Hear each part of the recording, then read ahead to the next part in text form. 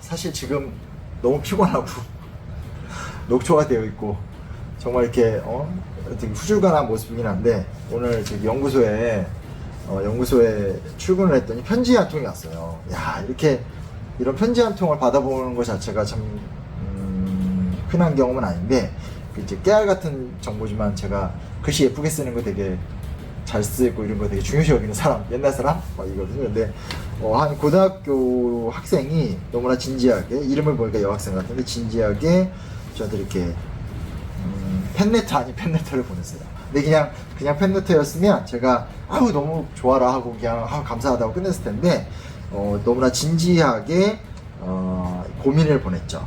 여기다가 시작할 때는 더불어 작가님께 영상이나 이런 걸 글을 보고 하면서 되게 좋았는데, 작가님께 감사의 마음을 전하고자 편지를 썼다. 근데 짧게나마 자기의 고민을 엿주고자 라고 했는데, 실제 편지의 내용에 3분의 2는 고민이에요. 그래서 너무 좀 재밌었는데, 사실은 항상 드리는 말씀이지만, 많은 분들이 저한테 메시지라든지 댓글 같은 경우로 질문하는 경우가 굉장히 많아요. 근데 솔직하게 는 말씀을 드리지만 제가 거의 답변을 안 하죠. 그러니까 안 한다면 못 하는 거죠. 일일이 제가 제 SNS에 댓글 같은 거, 유튜브에 댓글을 거의 못 보고요. 그리고 또 누구 하나 해주고 안 해주고, 이것도 좀 형평성의 문제도 있고 좀 복합적이에요. 그래서 제가 사실은 안 하는데, 이번에는 이렇게 3장짜리 편지를 보내서 제가 너무 고맙기도 하고 감격이 되기도 하고, 근데 무엇보다 편지의 내용이 사적인 것도 있지만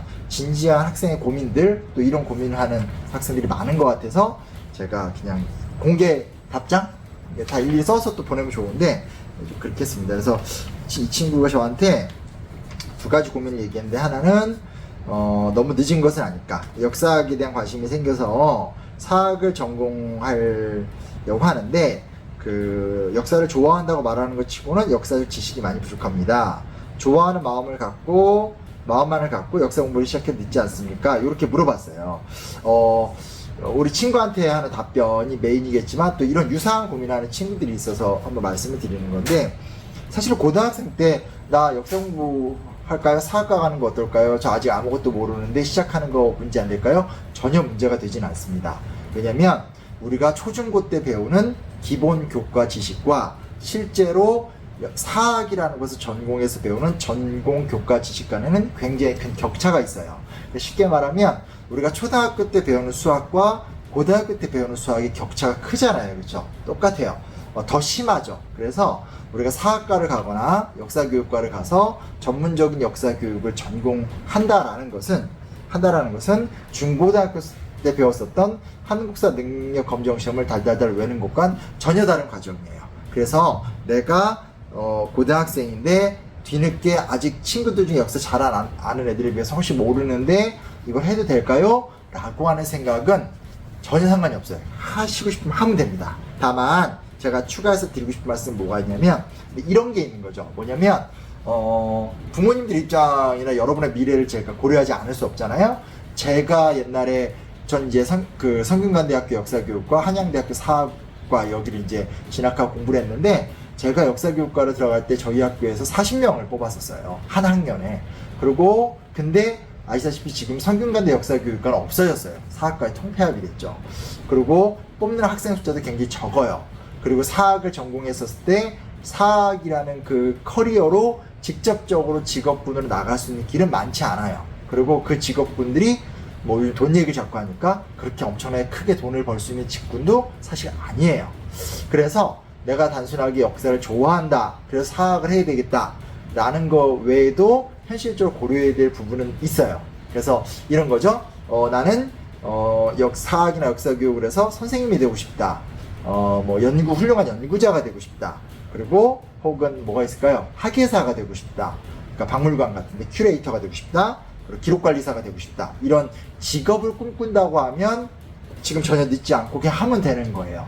근데 이제 직업을 꿈꾼다 라고 해버리면, 그러니까 직업을 꿈꾼다라고 하면 이걸 그냥 가면 되는 건데, 여기서 고려해야 될 게 뭐가 있냐면, 제가 그냥 솔직하게 말하는 거예요. 좋아하는 걸 넘어서서 내 안에 감각이 있는지만 한번 좀 살펴보세요. 그건 좀 필요할 것 같아요. 그러니까 제가 옛날에 굉장히 재밌게 봤었던 드라마 중에 베토벤 바이러스. 전 베토벤 바이러스라는 작품을 진짜 100번 이상 본 것 같아요. 100번이 뭐예요? 한 500번 이상 본 것 같은데, 베토벤 바이러스를 보면 김명민 씨, 강마애가 무슨 얘기를 하냐면 자기를 천재라고 이야기하지 않거든요. 근데 이제 뭐라고 얘기하냐면 그 진짜 천재 강건우를 한 사람한테 뭐라고 얘기하냐면, 넌 내가 재능도 없는데 이기러 온 거 같니? 내가 바닥부터 시작했지만 명품된 이유가 내가 아무것도 없이 노력만으로 된 것 같아? 이런 이야기를 해요. 전 그거는 무시할 수 없다고 생각을 해요. 10대 때 여러분과 똑같은 저도 뭐 그렇게 특별한 재능이 뭐가 있었겠어요. 그러나 내 안에 내 나름대로 갈고 닦지 않았지만 좀 특별한 원석, 생각의 능력 이런 게 있었다는 나름의 믿음이 있었어요. 그래서 내가 내 친구들보다 역사에 대한 디테일은 떨어지더라도 나보다 더 내가 모르고 그리고 하더라도 내가 역사를 전공했었을 때 나는 이걸로 남들보다 더 잘할 수 있다라는 자기 확신 정도는 있었어요. 물론 그걸 갖고 엄청 갈고 닦았죠. 그래서 그냥 아무것도 좋아하지 않는데 이게 좋아졌어요. 그래서 이걸 전공해도 되나요? 그 사이에 조금만 더 살펴봤으면 좋겠어요. 아직은 저한테 보낸 우리 친구는 그 고등학교 1학년이기 때문에 좀 더 시간도 있잖아요. 그러니까 물론 바쁘겠고 공부를 해야 되겠지만 이렇게 방학이나 이럴 때 틈을 좀 내서 역사책을 읽어보거나 역사 소설을 읽어보거나 자서전 회고록 같은 걸 읽어보면서 내가 뭔가 다른 거에서 느낄 수 없는 희열, 감동 뭐 그런 것들이 있는지, 그리고 그 안에 내가 뭔가 창조성을 불태울 수 있는지 이런 거 좀 생각해 봤으면 좋겠고, 그리고 역사를 좀 깊이 있게 전공하려면 사실 뭘 잘해야 되냐면, 저는 이제 아시다시피 말을 잘하잖아요. 그래서 말을 잘하거나 이런 것도 필요해요. 그러니까 그 좀 이렇게 말을 잘해야지 소통을 잘해요. 근데 이렇게 너무 내성적이고 말을 못하고 사람과 하는 걸 꺼리고 이러면 사실 역사를 전공해서 활동하는데 큰 장애점이 될 거예요. 그래서 말을 잘하는가도 한번은, 그러니까 지금 당장 뭐 말을 뭐 엄청 화려하게 하느냐 이 이야기를 하는 것이 아니라 소통하는 걸 즐길 줄 아느냐의 문제가 있는 것 같고요. 또 하나는 뭐가 있냐면, 또 하나는 뭐가 있을까요? 방금 이 말을 어학을 잘해야 돼요. 그러니까 이건 연구자, 전공자 혹은 좀 깊이 있게 나갈 사람들을 위해서 특별히 하는 이야기인데, 훌륭한 역사 연구자가 되려면 영어, 한문, 중국어, 일본어, 동양사 쪽 전공을 한다면, 서양사로 가면 뭐 영어, 그리고 또 제2외국어, 라틴어 이런 것들이 좀 돼야 되거든요. 그래서 어학적 재능이 있는 게 유리해요. 근데 물론 이건 사학 전공 교수나 연구자가 되는 길이에요. 그래서 그런 것들을 하나 검토해 봤으면 좋겠어요. 근데 가장 중요한 건 뭐냐면 가슴에 품은 열정이라고 생각해요. 왜냐면 제가 이런 이야기를 하지만 고등학교 1학년 때 1학년 7반, 면목고등학교 1학년 7반이었던 용환이를 살펴보게 되면 근거 없는 자기 확신 밖에 없었던 것 같아요. 근데 대학교에 들어와서 진짜 성실하게 공부했고, 남들 놀 때 놀지 않고, 걸어다니고 지하철 타고 다니면서 하루에 2시간씩 매일 책 받고, 그 이후에 여러 활동들을 하면서 언변도 익히고 방송도 하고 이렇게 하는 거거든요. 그리고 또 작가로서 글도 쓰고, 글도 전 되게 못 썼었어요. 글도 그렇게 잘 쓰지 않았어요. 그냥 계속 쓰다 보니까 늘고, 늘 때 더 노력해서 한 장짜리 쓰던 걸 4-5장짜리 쓰게 되고 계속 올라왔거든요. 그래서 사실 제일 중요한 건 그 열정과 자기 확신과 치열한 자기 노력인 것 같아요. 근데 내 가슴 속에 역사에 대한 열망이 있다라고 하면 한번 도전해 보세요. 이게 저희 첫 번째 답변이고요. 그 다음은 두 번째는 두 번째 맞죠? 네. 그 사학을 전공하고 진로를 그쪽으로 나가게 된다면 저처럼 글을 써보고 싶다. 근데 혹시 도움이 될 만한 인상 깊었던 관련 책을 소개해 줄 수 있나요? 물론 작가님이 쓰신 책들도 차근차근 읽고 있습니다. 내 책은 얘기하지 말라는 거. 라고, 농담이에요. 뭐, 했는데, 맞아요. 그러니까, 사실은, 인문학을 하는 사람의 가장 중요한 재능은 글쓰기예요. 그리고 이 글쓰기가 저도 경험을 했던 건데, 맨 처음에는 애초에 좋은 글을 쓰기가 힘들어요. 특히 SNS에서 끄적끄적거리는 거랑, 진짜로 4-5장짜리, 그러니까 쉽게 말하면, 논술 혹은 신문 기사급의 글을 쓰는 건 또 격차 커요.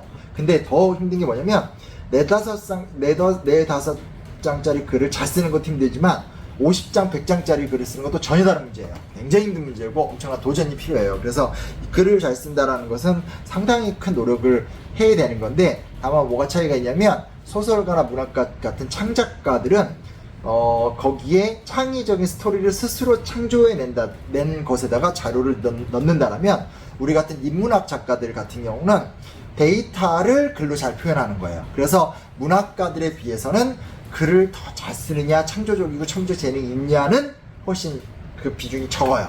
그래서 많이 공부하고 많이 아는 게 오히려 더 중요하죠. 그 추천하고 싶은 책은 저는 대학을 들어가서는 역사 공부만 열심히 한 것이 아니라 철학 공부를 같이 열심히 했어요. 그래서 저는 제가 어제도 책 계약서 찍고 와서 연구소 직원들한테 욕만 먹었는데, 제가 또 이렇게 생각의 역사 뭐 이런 책 써보겠다고 또 아직 나올래 멀었는데, 아무튼 저는 이제 철학사 그런 걸 이야기 많이 하거든요. 그래서 왜냐면 역사를 잘 알려면 역사는 현상, 눈에 보이는 걸 다루는 학문이에요. 근데 눈에 보이는 것은 누가 다 보잖아요. 다 보지만 그것을 해석해낼 수 있는 건 생각의 힘이에요. 그러니까 중요한 게 뭐냐? 역사라는 것은 현상을 보는 건데, 생각의 힘이 없는 사람이 현상을 본다고 해서 탁월한 역사인식을 갖지 못해요.